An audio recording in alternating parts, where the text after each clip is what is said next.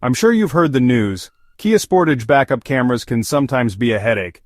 Let's dive in and troubleshoot. First things first, check the basics. Make sure your car is in reverse. That's when the camera is supposed to activate. Next, inspect the camera lens. Dirt or grime can easily block the view. Give it a gentle wipe. Now let's move inside the car. Look at your infotainment screen. If it's completely black or showing an error message, it might be a software issue. For that, try a simple reset.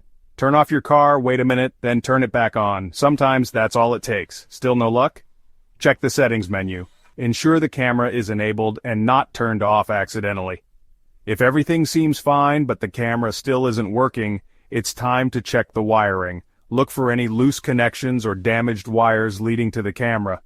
If you're not comfortable with this, it's best to consult a professional. Lastly, if none of these solutions work, it could be a faulty camera or a more serious electrical issue. At this point, visiting your nearest Kia dealer is your best bet. And there you have it.